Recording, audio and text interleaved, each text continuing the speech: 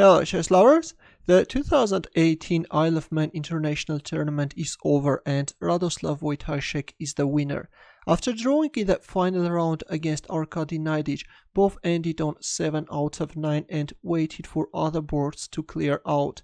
They then played a 2-game blitz match. The winner would earn the championship trophy, but both players won with white and everything was left to Armageddon. The two then went to Armageddon, where Wojtaszek received white and 5 minutes against Naiditsch's black, 4 minutes and draw odds.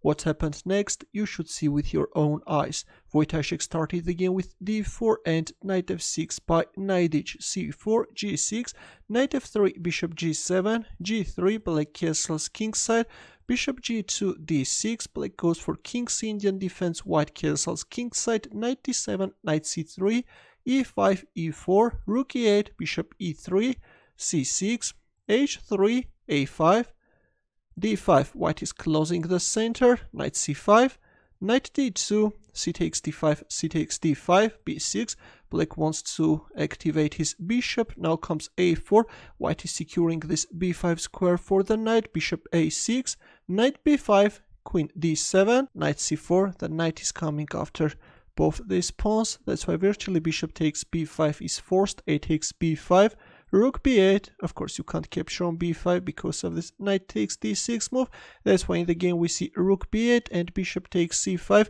white is also getting rid of this active knight on c5, d takes c5, after which white is gaining a powerful protected passed pawn on d5 square and later will try to make use of it. Queen a4 h5, h4 bishop h6, black is activating his dark squared bishop, rook d1 and g5, a strange decision by Naiditsch. He's looking for a counterplay on the king side, but this is exposing his king side too much. Later in the game we will see that this is actually becoming catastrophic for black. H takes g5, bishop takes g5, queen b3, white wants to bring his queen on the king side, king g7, and here we go, f4 is coming.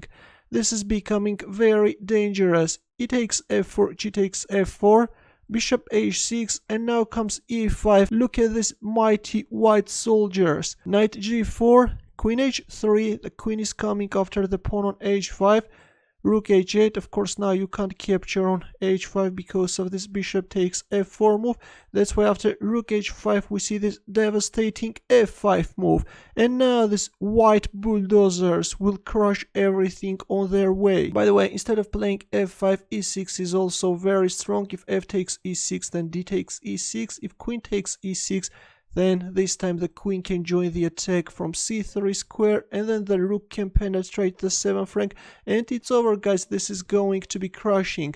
But in the game after rook h8 we see f5, which is equally strong. King f8, it was important to stop white pawn's further advancement, but even in this case white has a won position. But in the game after f5 we see king f8 and now comes e6.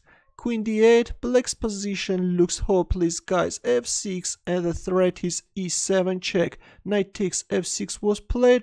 We are left with two mighty soldiers, but this time d6 is on the board. F takes e6, knight e5. Of course, queen takes e6 is also winning, but in the game we see knight e5, king g7, queen g3 check, knight g4.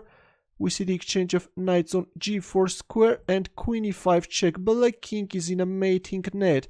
King g8, queen takes e6 check, king h7, bishop e4 check, and Naiditsch resigned, making Wojtaszek the new champion.